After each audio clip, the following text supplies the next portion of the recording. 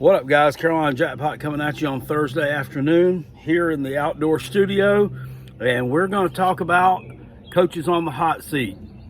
There's 5 Power 5 conferences, hence the name Power 5, and every one of those has some coaches on the hot seat in it, some more than others. However, there's one guy in each one of those conferences who stands out among his peers as having the hottest of the hot seats. We're going to look at those today, starting with the Pac-12 and moving all the way down to the SEC. Let's get started. The hottest seat in the Pac-12 belongs to Chip Kelly, UCLA Bruins head coach. Chip Kelly, man. You know, it doesn't seem that long ago, does it, that he had the most innovative offense in America that was taking college football by storm. Yeah, had people like the Black Mamba, DeAnthony Thomas, running roughshod all over teams from 2009 to 2012. His record at Auburn was 46-7. Ended up getting himself a job in the NFL. Well, his overall record as a coach is 56-28 in 7 years. He's 46-7 in 4 years at Oregon. So guess what? He's 10-21 at UCLA since he took over prior to the 2018 season. He's lost 3 times the amount of games in 3 years at UCLA as they did in 4 years at Oregon. That's crazy, man. That's crazy. UCLA's recruiting under Chip Kelly hadn't exactly been great. 2021, number 31. 2020, you were number 33. And in 2019, you're number 40. I just don't know, man. I don't know if he's not cool to play for anymore. I don't know what the deal is out there. You would think that with all the success that USC has had over the years, that UCLA would be able to piggyback off that. I mean, hell, they share the same area, and I know there's a lot of people in the Los Angeles area. There's a lot of recruits. There's a lot of people they could pick up there. That school is number 40 in all-time wins with a .576 winning percentage, and they're number 62 in all-time wins, which both those numbers seemed low to me. I would have thought that UCLA was a bit more of a powerhouse than that traditionally, but it seems not. What's 2021 going to hold for Chip Kelly? Well, he returns 20 starters to his team. 20 starters. That is unreal. One of those is his quarterback, Dorian Thompson-Robinson. Multi-talented kid. Looks like a pretty good quarterback to me. I like to watch him play. He's a senior this year. I mean, is he going to be able to get him over the hump? Is he going to be able to save Chip Kelly's job out there? I mean, because 10-21 is just not going to cut it. Their opening game against LSU is going to go a long way, in my opinion, to telling the future story as far as Chip's coaching career at UCLA goes. Also to watch on the hot seat, of course, Clay Helton at USC is always there. I didn't want to do this little piece about him because I think that story has been told a million times. I mean, he just keeps winning the games, though, when he needs to win them, and they keep him around. David Shaw at Stanford is another one I would watch for next year. That program's kind of fell off the past few years. Dealt with a lot of injuries and stuff. I know he's a well-respected guy, but come on. I mean, they were a fringe top 10 team year in and year out just a few years ago, and they've fallen way short lately. And Jonathan Smith at Oregon State. Now, he's in a tough situation. That's a tough place to coach. He's kind of a legacy hire there, too. He was a quarterback for Oregon State. And they honestly have gotten a little bit better under Smith. Not in the win-loss column. They haven't won a lot more games than they were, but they did upset Oregon last year. They lost their best player, Jamar Jefferson, running back to the NFL draft, but things seem to be on the uptick there. The only reason I'm listing him there is because I'm referencing a list that my partner on the show, Rob, sent me.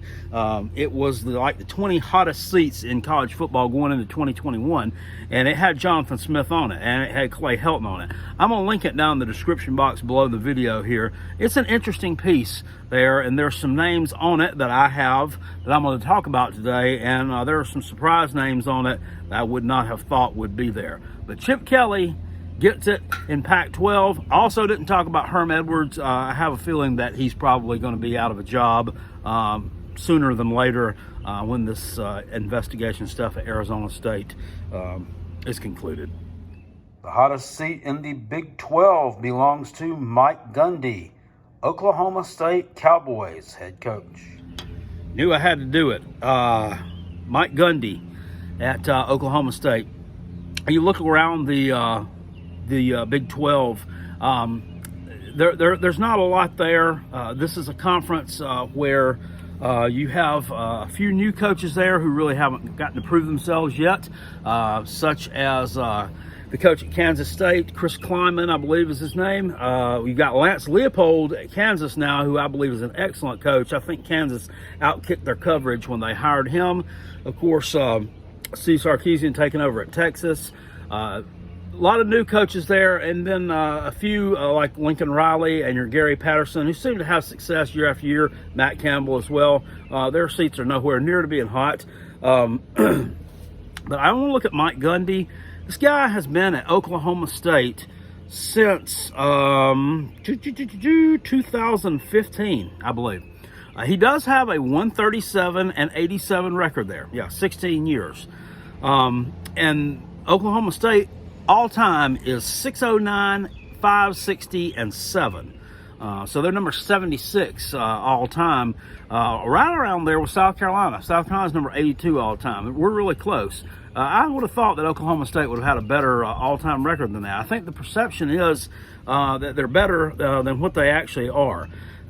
Mike Gundy, a legacy hire also, played at Oklahoma State. But if you look at just the whole body of work here, it's not that great.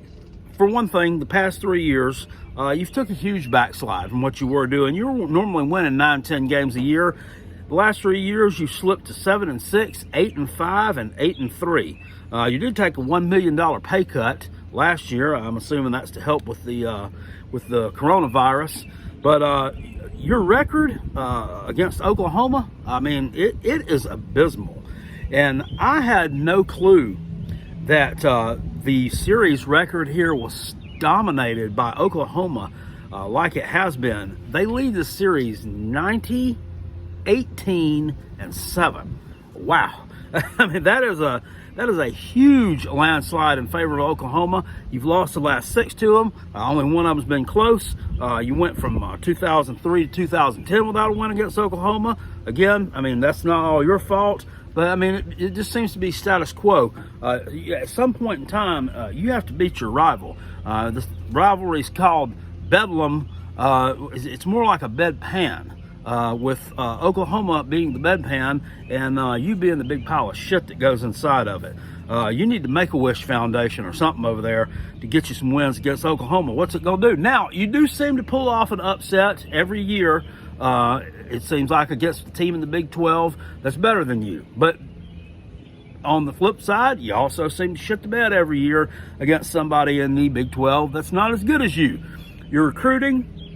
2021, you finished number 30. That's the highest you've been. And when I reference all these guys, I'm going to go back to 2018 because anything past that, you probably shouldn't really be having any players on your team. I guess you got some fifth-year seniors or something around past that recruiting class. 2020, you were number 40. 2019, you were number 38. And in 2018, you were number 34. None of those are great recruiting classes. It's just you need to start winning some big games. You need to start moving the needle in a more positive direction out there. Oklahoma State is a team, to me, that's a sleeper, that has the ability to be really good, especially offensively, because you're a good offensive mind, but you've fallen way short of expectations over the years. Also, last year, You had those social issues with your team. When the Black Lives Matter movement was really getting started up last year around May, June. I think you put some things on Twitter. You said some things in public weren't exactly, whether you agree with them or not. There are things in 2020 and 2021 that you just can't say.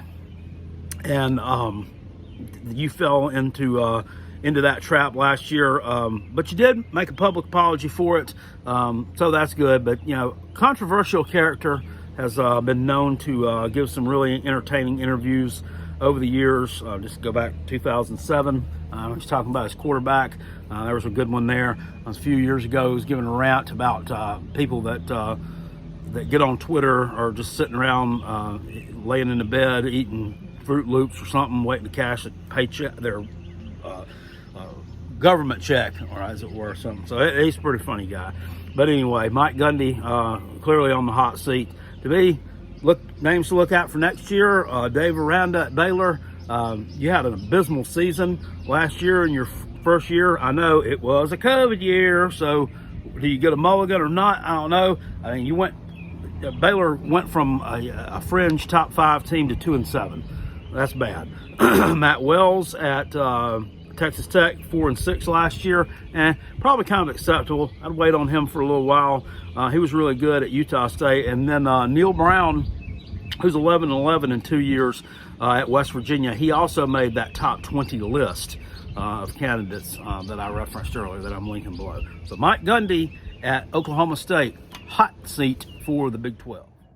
The hottest seat in the Atlantic Coast Conference belongs to David Cutcliffe, Duke head coach.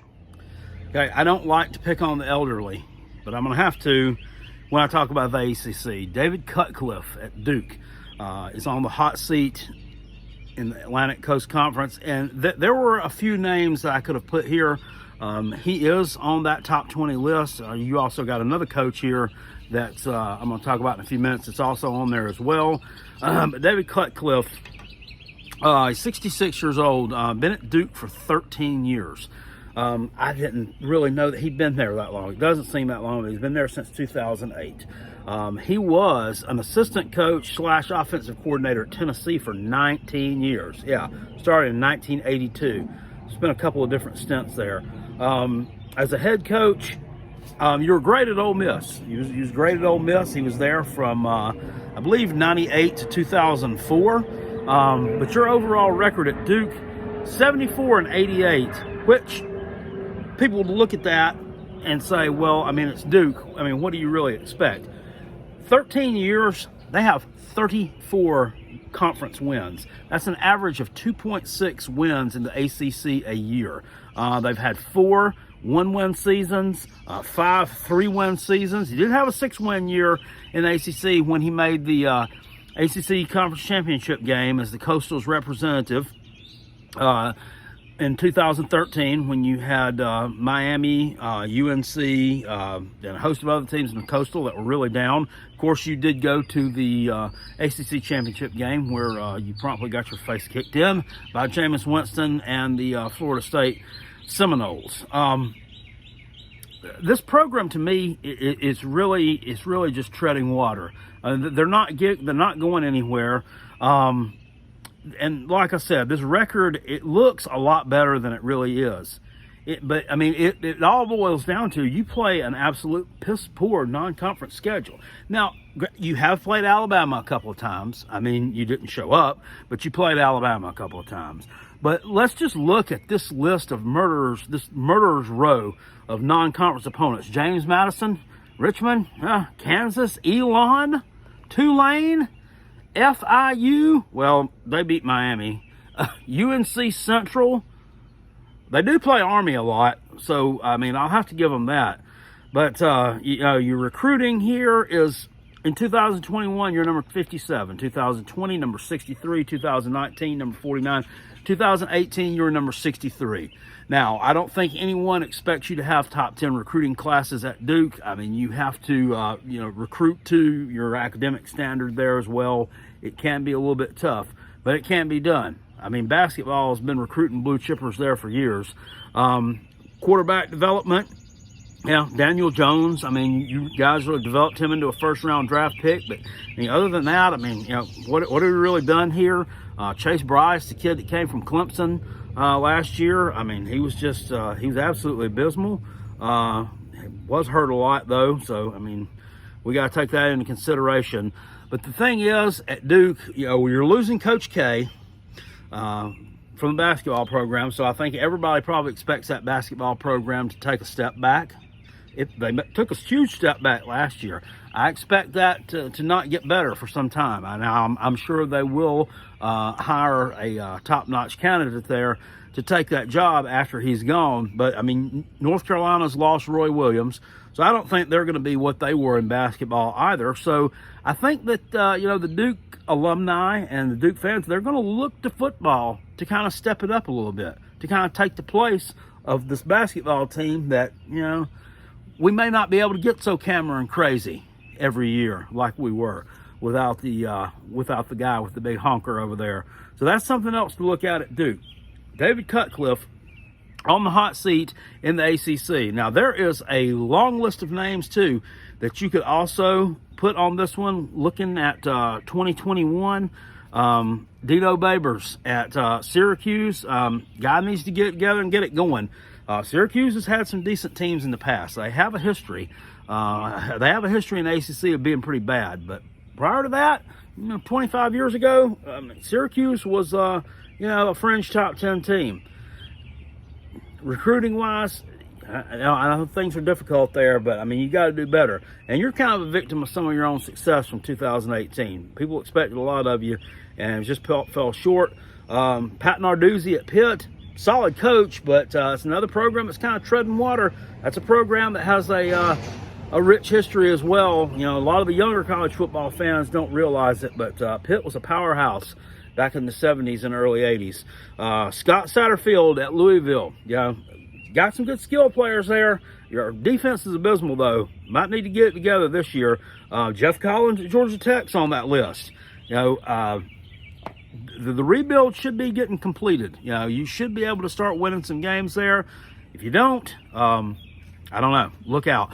Manny Diaz at Miami, you're also on this list, sir. You need to put it together this year. You got your over-under win totals, 9.5. That's ridiculous. That's ridiculous. Take the under on that all day long. This has historically been an underperforming team, and it will be again this year. If you don't get your shit together, you might be getting your shit packed next year. Justin Fuente at Virginia Tech. Now, this is a guy who, I hate to say this about anybody, I hope if they're going to let him go, they let him go after this season, because Virginia Tech will get a new coach in there, right? So they'll give him several years, and maybe he gets that thing right. Maybe he gets that thing humming.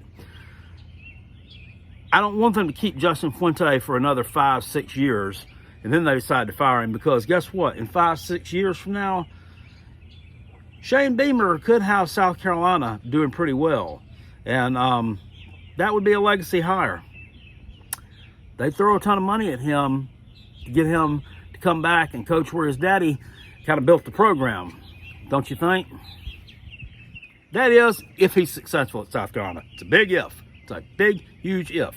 He's going to be more successful than Will Muschamp. I can guarantee you that.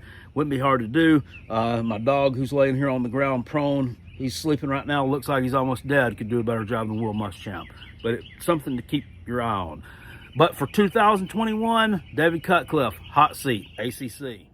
The hottest seat in the Big Ten belongs to Jim Harbaugh, Michigan Wolverines head coach. Over in the Big Ten, it was kind of close between two guys here. I ultimately had to go with Jim Harbaugh. This guy is going to make $4 million in 2021. I looked at that salary. I was kind of surprised at that. I thought that Jim Harbaugh would definitely, sorry, I had to get something. Signed an extension through 2025. So that's really nothing for a buyout. Especially, this team routinely packs 102,000, 103,000 people into that stadium. Have a huge alumni base, huge fan base. Jim, first thing you got to look at, you've been there since, 2014, 2015. this team, they have not beaten Ohio State since 2011.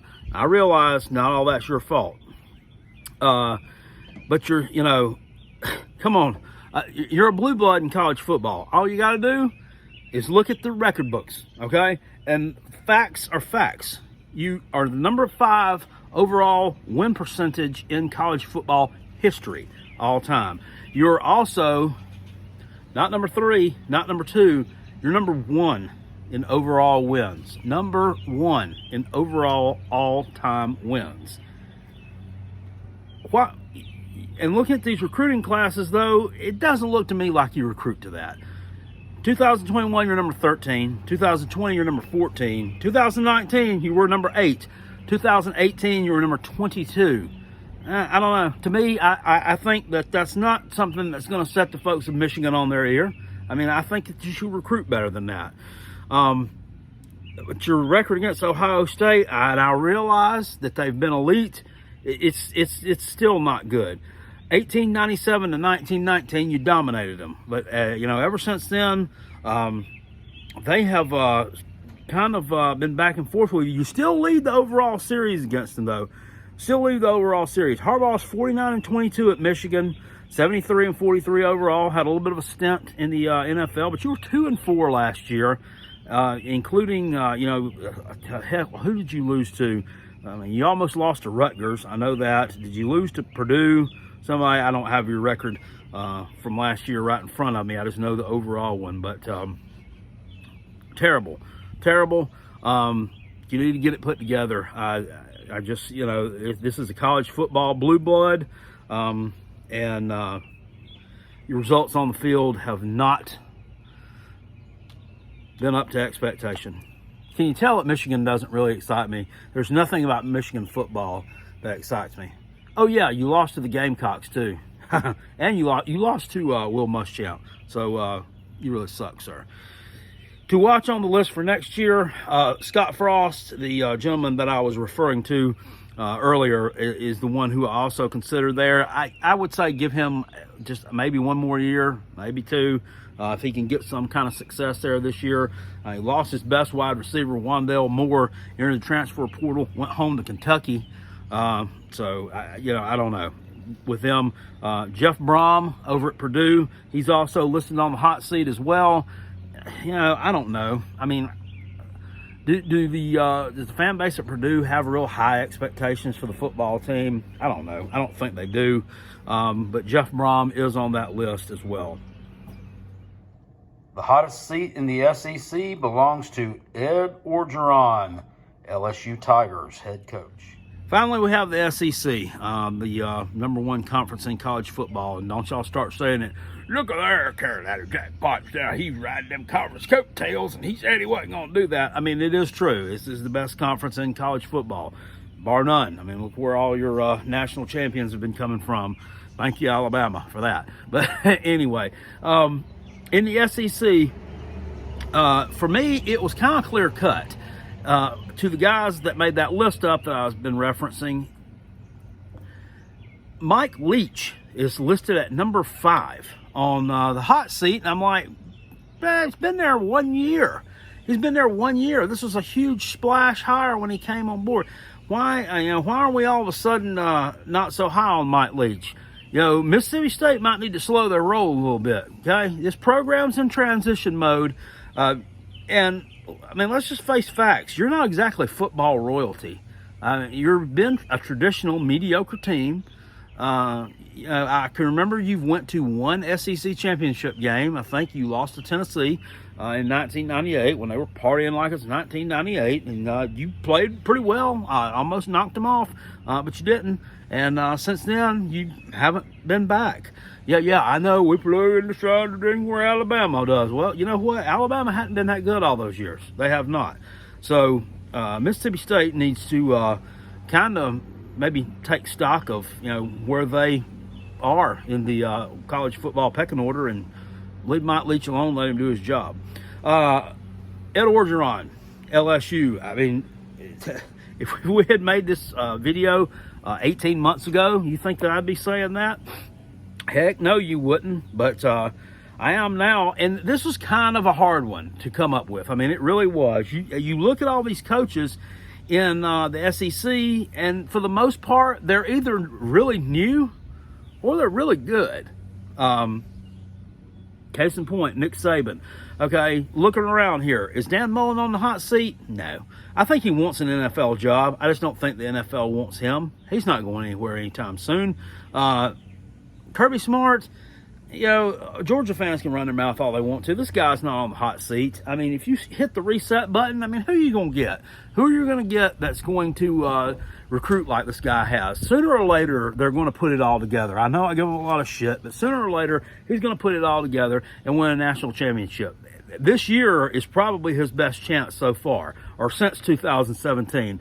He doesn't have the talent on offense that he had in 2017, but I think this year's team is probably a little bit more well-rounded and better on the lines of scrimmage. Texas A&M, Jimbo Fisher's the next best thing. He's not going anywhere. No to Josh Heupel. No to Sam Pittman. No to Lane Kiffin. No to Shane Beamer. No to Clark Lee. These are all first-year coaches. No to Mark Stoops. Kentucky's not getting rid of him. They'd have to take some dynamite and blow him out of that place up there. I mean, he's done an excellent job. So none of these guys are on the hot seat. No Eli Drinkowitz either. Ed Orgeron, we've seen some minor recruiting violations go on there at LSU under him. You also had the Odell Beckham deal where he was handing out, $2,000 to the players on the sideline after they thumped Clemson in that national championship game a couple years ago. And then he goes and tells everybody it was play money. And then what's his name? Joe Burrow comes out and tells everybody, well, no, it was actually real money, but we gave it back. Crazy stuff there. It doesn't seem like there's a lot of discipline. Recruiting, you recruited pretty well. 2021, number 3. 2020, number 4. 2019, number 5. 2018, number 15. Looking at your overall record, though, you're 61-41 in 9 years, 45-14 at LSU in 5 seasons. You were 6-2 in 2013 at USC, which I really don't know why they didn't hire him and give him that job there. I just think he probably just didn't fit the mold, or didn't fit the type person they were looking for to coach the team out there at USC, and they ended up going with Steve Sarkisian, who turned into a big drunk, and we all know where that went. Your longest other head coaching gig at Ole Miss, where you took over a couple years after the Eli Manning era had ended, and you spent 4 years there under adversity. You went 10-25 under that adversity. Now, it's not real good. You probably didn't have the talent that you got at LSU. Well, I know you didn't have the talent there that you had at LSU, nowhere near. You also didn't have the coaching staff. Now, the coaching staff's gone a long way, and I think that Orgeron is a guy who is a great motivator. I think that, he's a really good recruiter, and I think that everybody loves him. But I don't think that he could probably coach his way, X's and O's wise, out of a wet paper sack. And he's got to have good recruiters working around him, or he is not going to be successful. People will give Dabo Swinney at Clemson a hard time, say he's no coach either. He's not an X's and O's guy. But I think that Dabo has some prowess over on the offensive side of the ball as far as being a good in-game coach. Not so sure about Ed Orgeron. Last year we saw some adversity, and the team kind of fell apart. So I've seen LSU fans online say, it's been said that he don't win 9 games this year. He's gone. I don't know. This is really was really just a deal of I just had to find someone to put on this list, and here you go, Ed Orgeron. You are on the hot seat in the SEC. Going into next year, where do you look? I don't know. I really don't know as far as a hot seat there. I said Dan Mullen's not getting fired, but I mean, if he's losing a lot of talent to the NFL, and just to graduation and attrition and that. If he shits the bed and has a bad year at Florida, and we've seen that thing go off the rails quick down at Florida. Did it under Will Muschamp, did it under McElwain. It could potentially be that he's on the hot seat. If Josh Heupel, if they shit the bed this year and win like 2 games, he's going to be on the hot seat because they they think they're supposed to be winning national championships like it's 1998 every year up there. They go through coaches like they go through underwear, and a leopard don't change his spots overnight. Now, I know you do have a new athletic director and all that, but it's still, Tennessee's Tennessee. Everybody else, though, I believe is pretty well safe. Even if you have bad years, they're not going anywhere. So that concludes the 2021 hot seat list, guys, for all 5 major conferences. If you have any other topics you'd like me to talk about, hit me down in the description box or the comment box below. The description box is the one I fill out. The comment box is the one you fill out. Let me know what you'd like to see me talk about. I'm going to do some preview and predictions of teams that are near and dear to my heart.